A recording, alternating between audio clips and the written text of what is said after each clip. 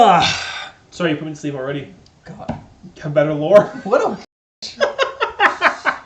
Oh my goodness. What did I do to deserve such a co-host? You're welcome. Thank you. I mean, this one's even for you. I did all this work for you. It's only like 3:30 in the afternoon, too. God, you only been here 20 minutes. Hello, friends. My name is Alex. I am Jordan, I guess. Yes? I guess today. We'll see. And today we're going to do another lore video. Today we are talking about Wrenn and 6. Wrenn and Stimpy? Wrenn and Stimpy, sure. Canadian Definitely, TV show? I don't know. Was that aired anywhere else? I have no idea, but it's definitely a different IP than Tell what us we're talking in the about. comments. I don't know. Probably going to have a little blurb at Caption? the bottom that says, yes, definitely in Canada, North America, world. Yeah, I don't know. That was a weird age of Definitely cartoons. off topic. Yeah. But so we're going to talk about Wrenn and 6 today. This is their reimagining of a 2-mana Planeswalker because they originally came out with Tybalt the Fire-Blooded. Oh, who yeah. was an arguably terrible Magic card. I have run it in a deck where it was almost playable. And then because I was playing it in a deck where I made myself discard cards for value, I was playing against an opponent who made me discard cards. Which means that when I finally had him at almost alt capabilities, no cards. could not do the thing because if I made myself discard cards, I would die. And my opponent couldn't make me discard cards because if I did, he would die. It was a game. Life game. Was definitely not in my package at the time. Anyway. Room for improvement. I definitely have improved since then. But yeah, so Wrenn and 6 is our reimagining of a 2-mana Planeswalker. They are a card that originally came out in Modern Horizons to give you an idea of the power level that we're dealing with. So OG Modern Horizons? OG Modern Horizons, so very busted card. She is 1 and a green for Planeswalker Wrenn. You'll note that even though all of her cards are Wrenn and blank. There's Wrenn and 7 too, I believe. And Wrenn and Realmbreaker. But Realmbreaker, yes. We'll talk about all of them. Someday. No, today. So specifically, this is a video on Wrenn. What about 6? Well, I love 6. We're going to get into that. 6 is great in my Necrobloom deck. So very much a Planeswalker that cares about lands and your graveyard. Wrenn does not have lore until we get to Innistrad. Midnight Hunt. Oh, so not OG. Not OG. So she doesn't have lore in her own set. When we are introduced to Wrenn, we are introduced almost immediately to why she is referred to as Wrenn and 6. Because when she arrives on the plane of Innistrad, her ride is dying. She is a dryad that is very classic dryad lore. So this is a creature that it ties itself specifically to a tree, and that is where they live.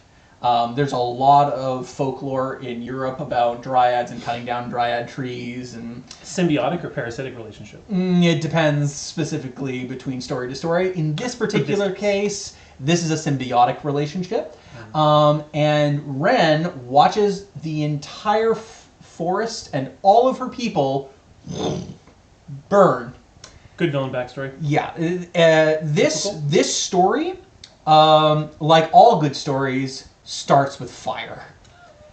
As all of her friends' family go up in a puff of smoke, she planeswalks with 1. 1 cannot contain her, however, because the fire is sort of contained within her spark, and so she has a raging inferno in her heart. So most trees cannot hold her for long, and so she is constantly finding new trees to inhabit. And so when we meet Wrenn, she is with her 6th companion. It is implied that she originally found 6 on Innistrad, because there's a line that says, like, when I took you home, I brought you home. Whether or not that means that I brought you to a place that you like it's home, and like it. Yeah. I interpret that she found 6 on Innistrad, And that is just my interpretation. I don't think there is actually a definitive on that. But she leaves 6 as it gets her as close as possible to this other voice. So she can hear voices of old trees that can hold her spark. And so she begs 6 to take her a little farther, and 6 says, no, I'm not taking you any further. You have to leave me here. So she leaves and starts seeking the forest for this voice that she can hear. So she already hears 7? So she can already hear 7. She hears a bunch of voices, though, and so she keeps going and trying to interact with them. And Innistrad is... Clarity. Sure. Current Eldrazi invasion of Innistrad? Post. At this time? Post. Okay. Yeah, so Emrakul is in the moon right now, and we are currently dealing with the... so this is Midnight Hunt. Vampires? Yeah, it's the werewolf Soren's side like of thing. knocked in or locked into the mansion or whatnot. He's already out of that too. Okay. This is when, while Soren is off dealing with the War of the Spark, the Voldaren clan, Olivia Voldaren specifically, finds Soren's granddad and says, "Hey, I'd like a pure strain family bloodline. I would like ties to all of these different regions. I want control of the plane. And you, Edgar, are the reason that all vampires exist. You are the OG. So you and me, we gonna bang."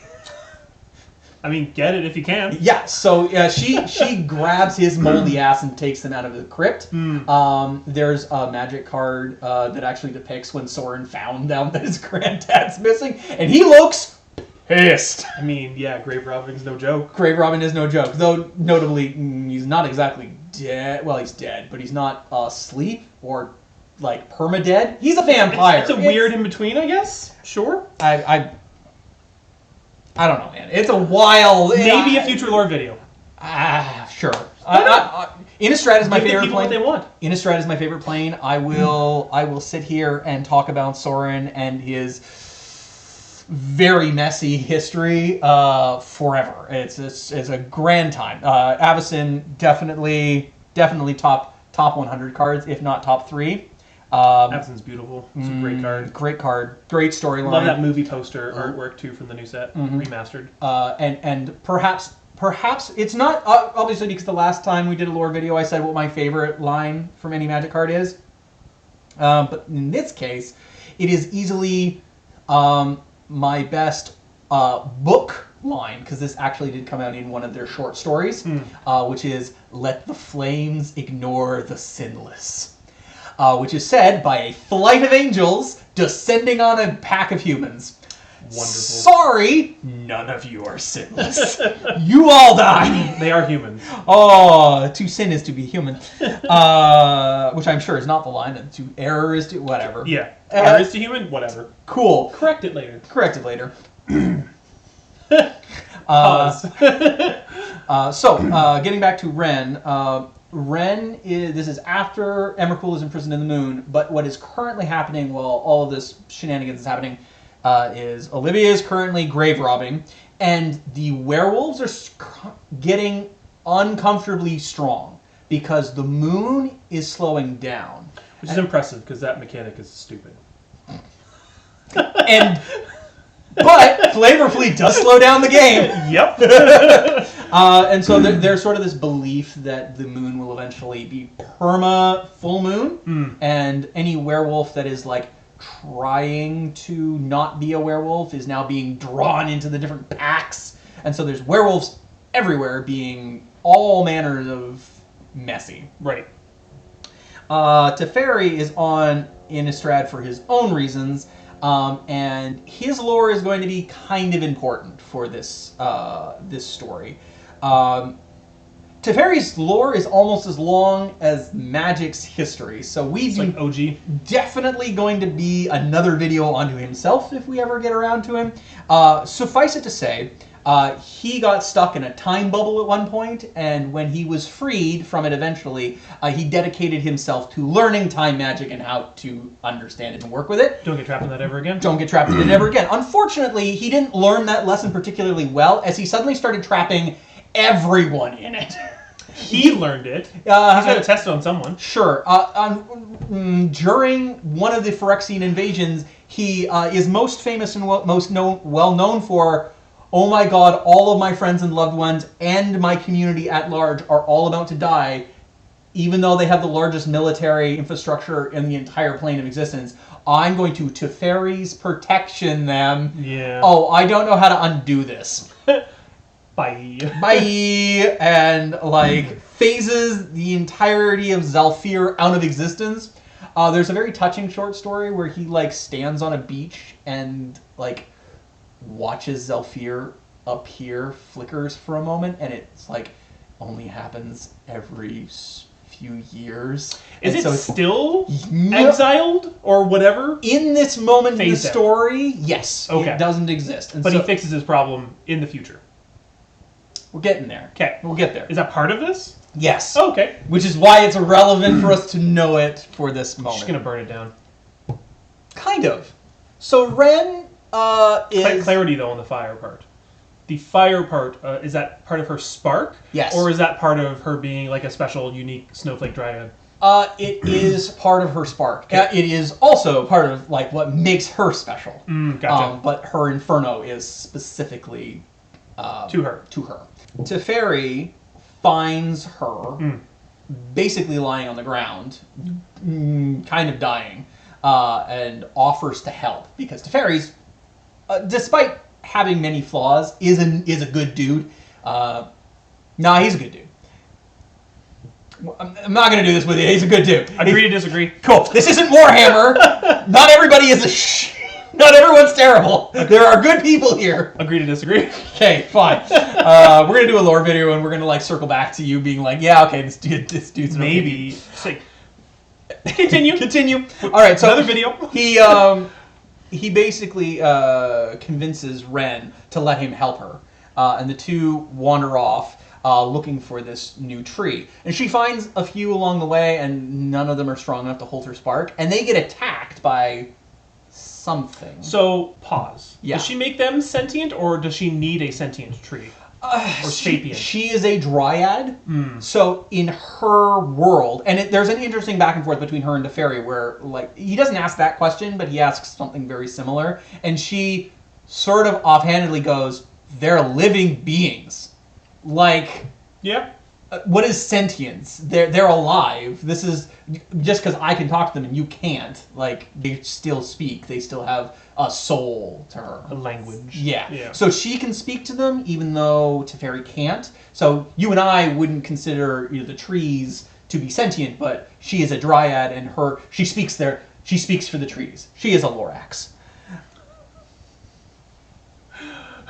Jeez. Yep. So they find a bunch of trees. None of them are strong enough to hold her spark, and so she gets very despondent. And then she hears one, and she's like, "That one's going to be the one that can help me." And Teferi goes, "Yeah, all right, let's go that way." And then something attacks them, and he goes, "Ah!" offhandedly, time magic in that direction. Look, I helped you. I saved you. And Wrenn goes, That was the tree. "No." Oh, okay. No, she goes,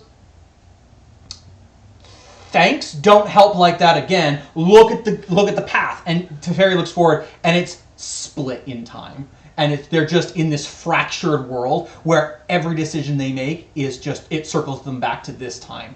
And his magic has completely split the path ahead, and there's nowhere for him to go. Like, they start wandering, and it's written very horror mansion style, where they're like, they are walking down the path, but they keep passing the same tree, but it's not the same tree because they've moved through time. But they're in the same location, and they're not going anywhere, and they're not making it anywhere. And she's getting worse and worse and failing, and like her body is breaking down around her. And as this is happening, Teferi is like going like, "This is what I did to Zalfir. This is it happens every time I do this, I do that. Like this keeps happening, and I can't control it."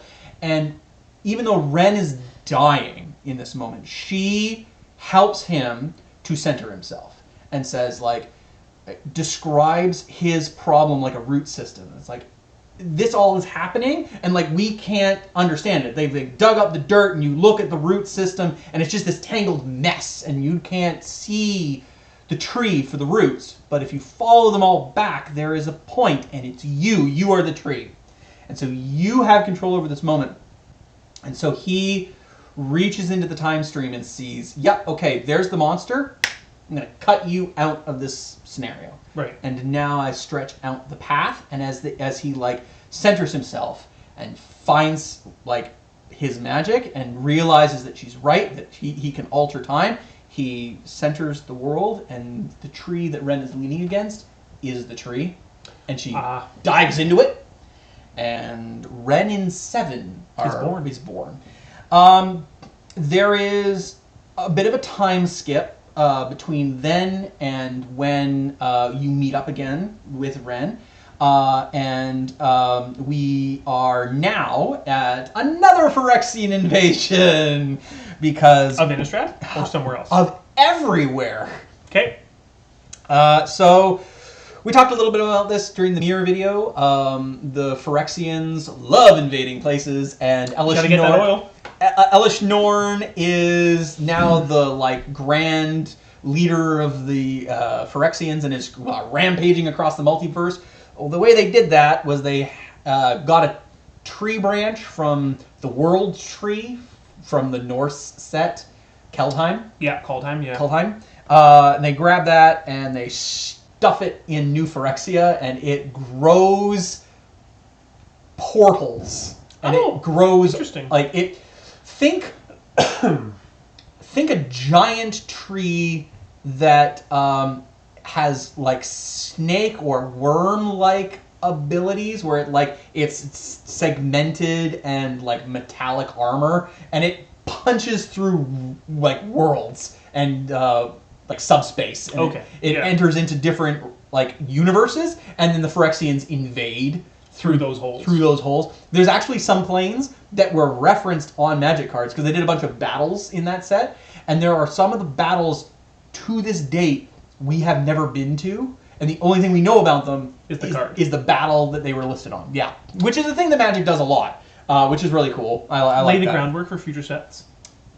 The Phyrexians are being Phyrexians again. Yes. Breaking through the different realms, and Wrenn and 7 are hanging out with the Gatewatch. On Innistrad? Or Zendikar? On Innistrad. Okay. And they're waiting at a team meeting. They're at a base of operations, basically, waiting for other planeswalkers to return, because they went in to... This is one of the lore problem.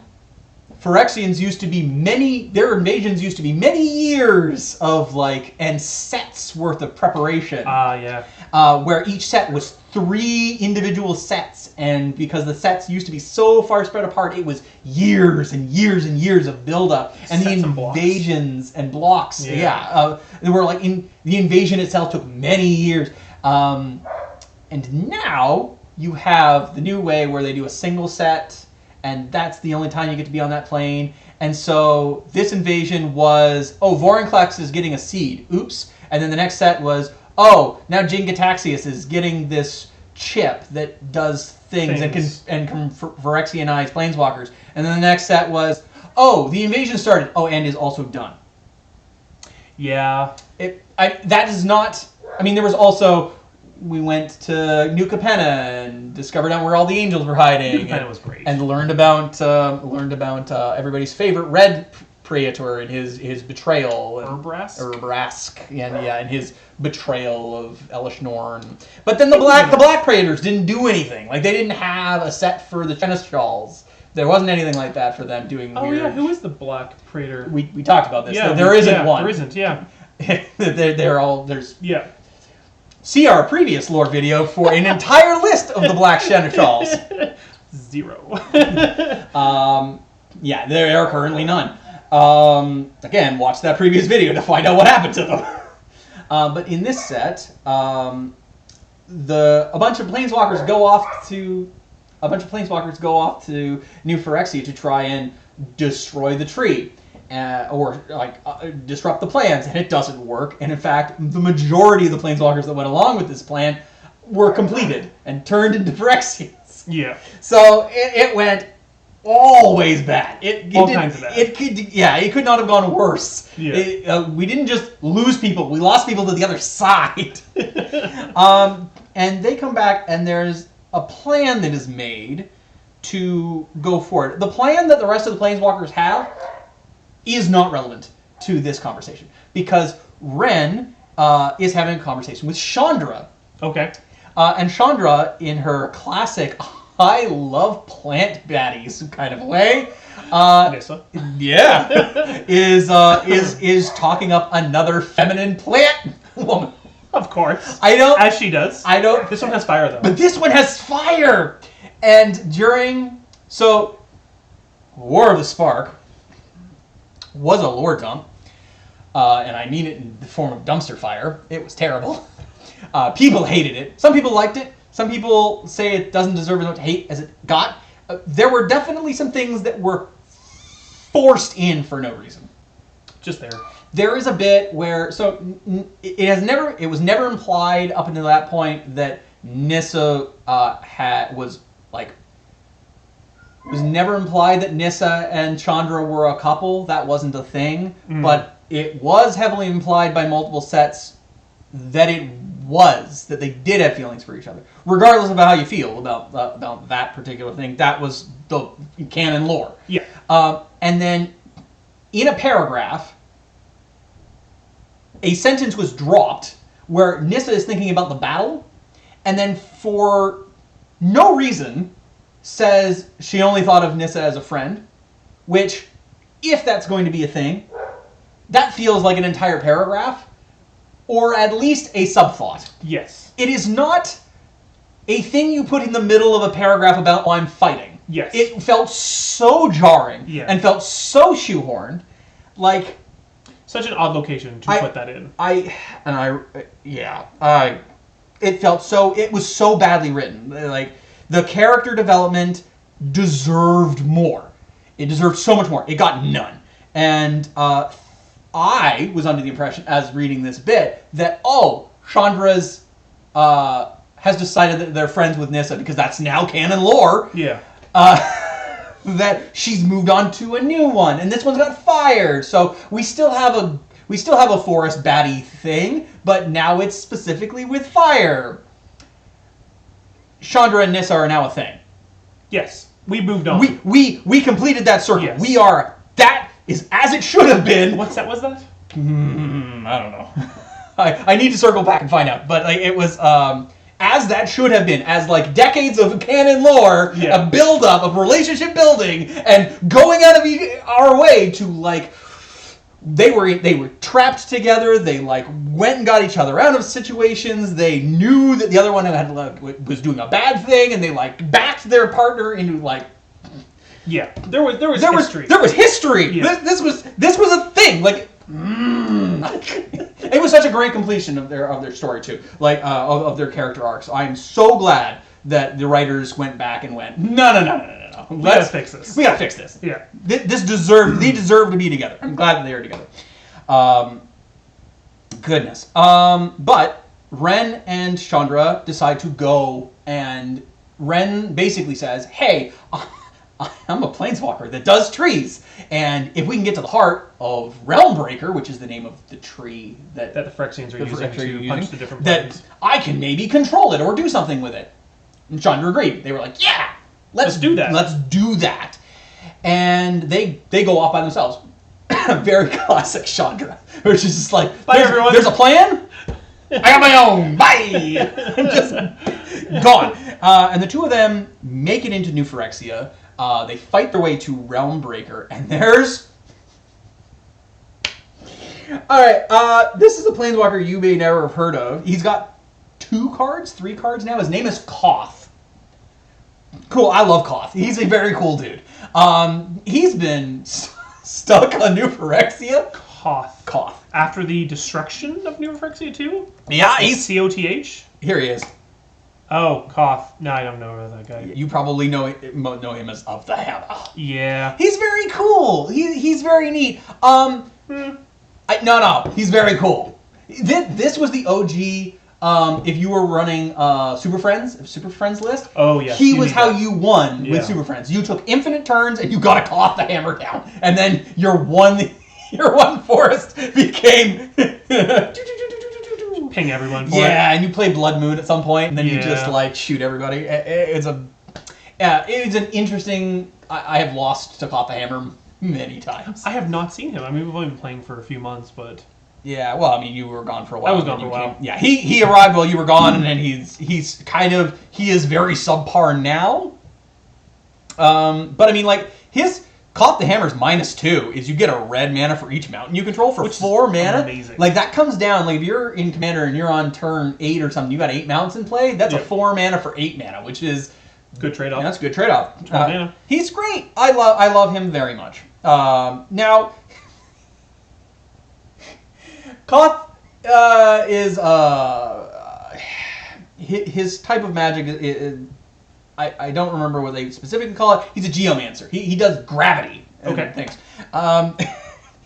They're fighting their way through Phyrexians and they meet up with Koth and Koth goes, "Oh, you're trying to get to Realmbreaker? Get on the back of my axe." Yeet! And just yeets them across the battlefield. Fast travel. To be clear, axe, not hammer.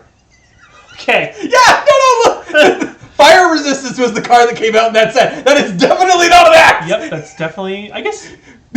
Yep. Also, look at the size of his hands compared to his original card.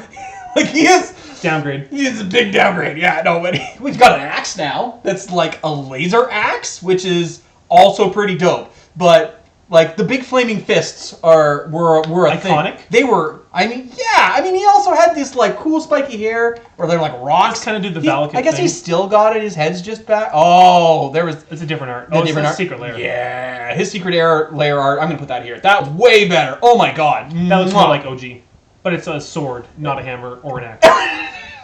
Accurate but it does have the being hair and the hand. Yeah, accurate statements are being made by my co-host. Gosh darn. I mean, we're also Hadoukening in this artwork. Could be like a Kamehameha too. Could be. I mean, it's got the like. I love him. He's very good. This man is very cool. I love him.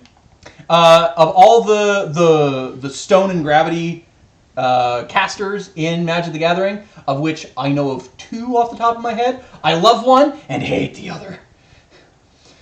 Nahiri fans, you will never get a Nahiri video. I'm never going to do it. We'll make it happen. You're going to make it. I won't. I hate Nahiri. We'll make it happen. She's terrible. I've never used her. Fine. You know what? Get in the comments. If there are 10 comments asking for Nahiri, I will make a Nahiri video. Which one? Well, I guess we'll do the whole person. Yeah, I'll do the whole character. Yeah, 100%. No, if I get 10 comments that say, Nahiri, please, I will make a Nahiri video. There you go. That'll happen. That's what it costs you, people. 10, like and subscribe. Please.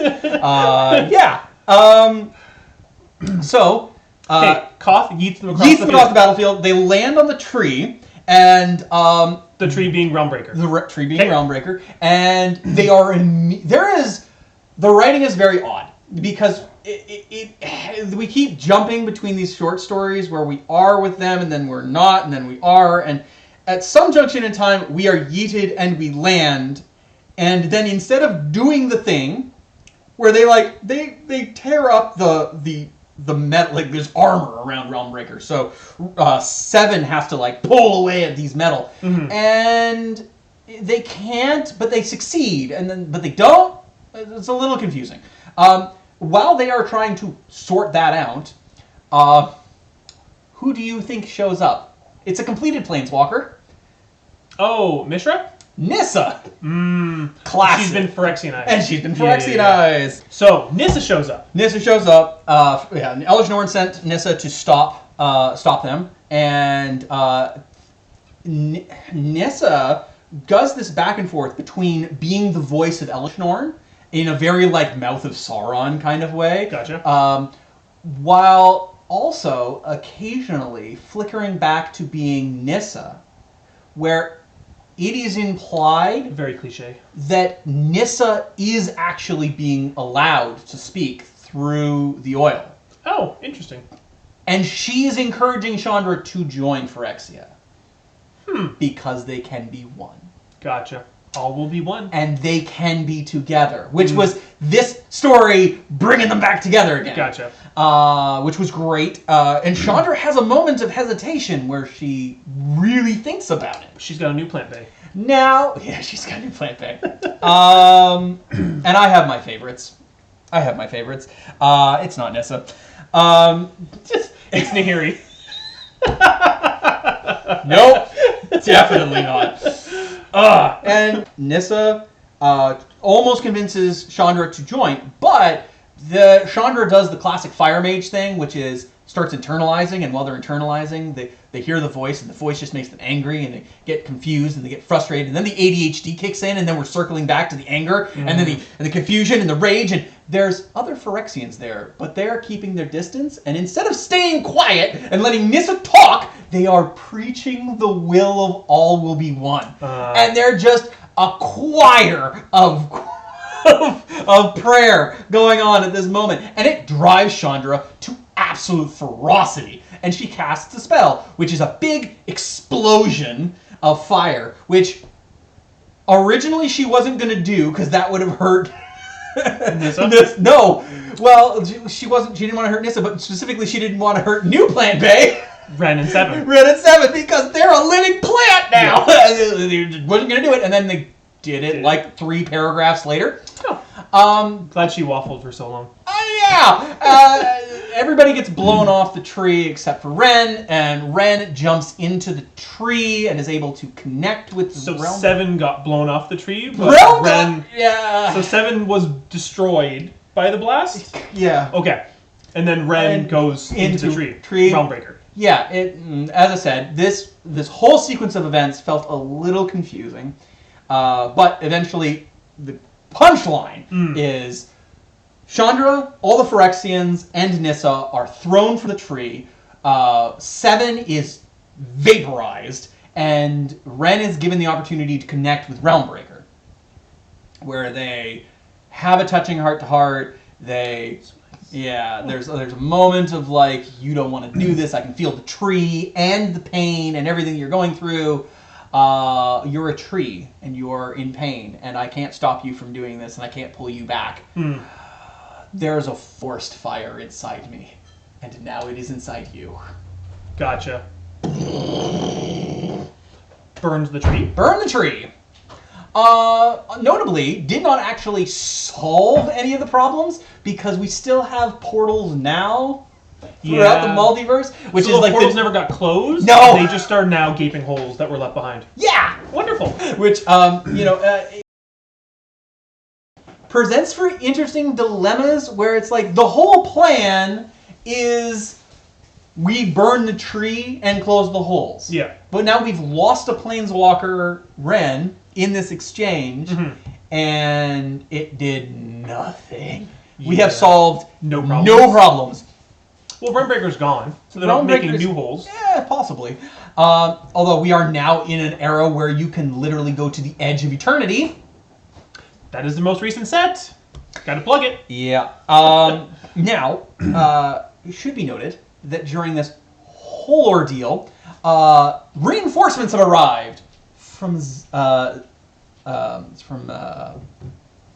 Zendikar? Reinforcements have arrived with Teferi. Oh, okay, gotcha. Teferi has been able, because of the help that he was given from Wrenn, a person he met for 15 minutes max, is able to go home and fix a problem he has had for centuries. Oh, for Zhalfir? Yeah. And Zhalfir, keep in mind, for Zhalfir it's been... They say it. It's like a week, maybe a month they've been stuck in stasis. It's been since the first Phyrexian invasion that they were, like, armed. They were ready for war. They had been warned it was coming, and they went, bet. I've got an army for that. And prepped. And they've got war, like, planes and, like, magic warplanes. It's pretty good that they're that technologically advanced if enough you at look that at time. the art here, I'll for Hold everyone, up. I'll pull up. Yeah. Look at this artwork. Look in the there's a war there. That's a Klingon bird of prey. Sure. Sure. Why not? And we'll go with that. Look, all the war elephants in the front, and all of these are soldiers. This is a dynasty ready for war. Yeah. And New Phyrexia is not Old Phyrexia. Old Phyrexia had machines called levelers. They were used to decimate planes of existence. Singular machines. New Phyrexia doesn't have that tech. No. These people were designed to fight that. That Phyrexia. New Phyrexia stood no chance. They got bodied. There's no comparison. Yeah. One-sided slog. At the end of the story, in sort of an epilogue, Teferi finds the seed of Wrenn and takes them back to Zhalfir. Is that a card? No. Okay. No. There is.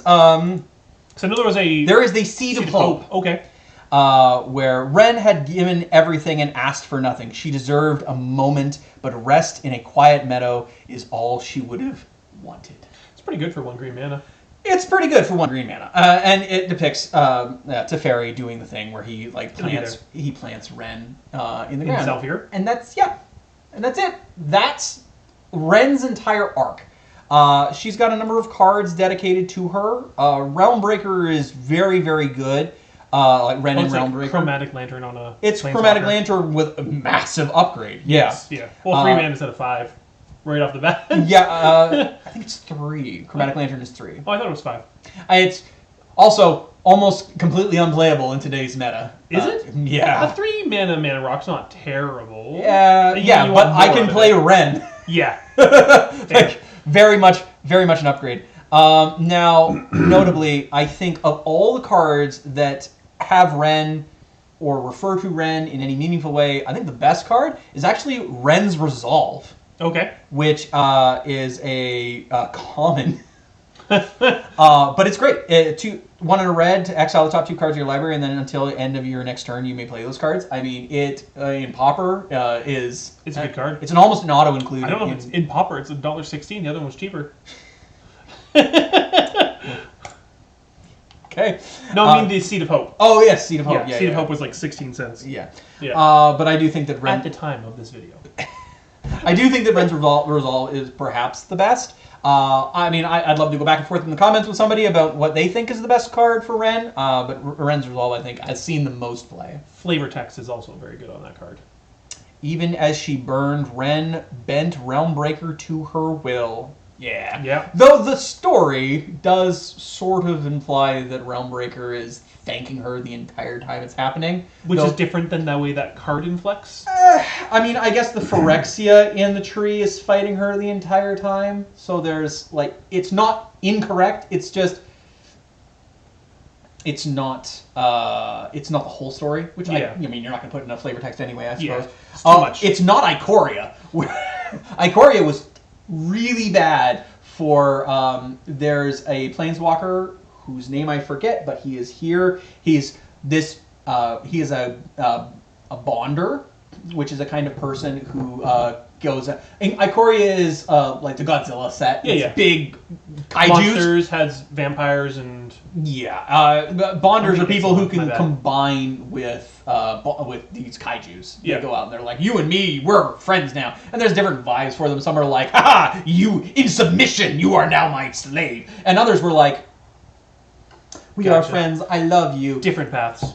Different strokes, different folks. Well, the problem is this particular guy, whose name again I do not currently recall, if you look at his card art, he is depicted one way.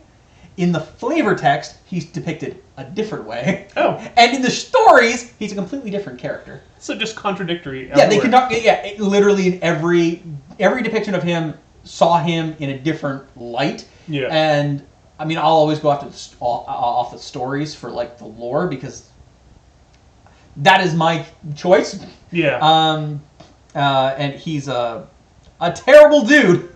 He gets kicked out of his community for being for being terrible. Being a bad guy. And he comes back with an army of kaijus to kill everybody. He proved them right? Yeah, 100%. Anyway, that's Wrenn. Wrenn and 6. That's Wrenn and 6 and Fill in 7 the blank. and Realmbreaker. Yeah. What did you think of Wrenn? I liked her, I guess, mounts better. Yeah, they're pretty cool. Yeah. I mean, she just kind of existed to do the thing. Yeah. She was the plot device. She was. And she was the MacGuffin. She does exist in a couple of other sets as sort of this, like, she is also here. But she's back there behind the curtain. Don't go looking for it. Yeah. So Gotcha. I'm sure she's doing things in those moments. They weren't relevant story beats for her, though. Yeah. Yeah. What we covered is sort of her, like, grand arc. Much shorter than some of the, I'll say, older gen planeswalkers that are still around. Absolutely. Admittedly, I mean, she may be back. I mean, she's been seeded. Yeah, Yep. she might return. I'm hoping that she does. She is one of the more interesting planeswalkers that we've had in a while. I like her a lot. the abilities. Yeah, the abilities are great. I mean, Yeah. a lot of, like, caring about lands and bringing lands back from the graveyard. It's a playstyle I like. I love the idea of this, like, fire within. I hope that she gets to keep it if she returns, because I do fear that she's, like, used it, like that fire is gone, that she burned she the consumed tree. it to destroy Realmbreaker. Yeah. I liked the idea of this, like, this tree that couldn't hold her forever, and, like, it burned as she grew. So I am interested to see her return. She was planted by a tree, so I'm expecting her to one day be reborn within that tree as Was they, like, that grew tree together. important? No. Just There was a tree on a hillside, and Teferi thought it would be nice to plant her by it, Yeah. which, sure. Oh god, I thought you meant like a tree planted her. No. Like no. back.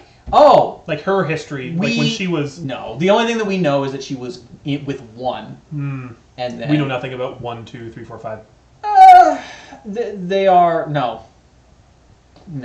We know enough about one that Prequel one... sets. We know enough about one that it was there at the beginning during the fire, and then it helped carry her to safety. Right. But then died almost immediately because although she survived the fire, it did not. It consumed it to protect her. Protect her, yeah. Yeah. So that's basically all we know about one. I am sure that if we are good boys and girls, and everything in between, that at some point, WotC will give us 5. Maybe Lorwyn. Who knows? That's coming out in January. Lorwyn Eclipse. Yeah, baby, please. I loved Lorwyn. Give me more of my Flame Bay. Absolutely. Did you say she's your Flame Bay over Chandra? Everyone knows it's Nahiri for you now. Nope. No, I need my Goth. I need my Avacyn. Avacyn's definitely Bay. 110%. I want it known. Don't ever question this. Sigardia, I get you. Ooh, that's a good second. That's definitely a good second. All right. Well, friends, that's everything. That has been Darksteel Showdown. We will see you next time. Get in the comments. Let us know what you want to see. Let us know what you want to see, or make me suffer and make me do a video on Make him Nahiri. suffer on Nahiri. All right, friends. Bye. Have a good one.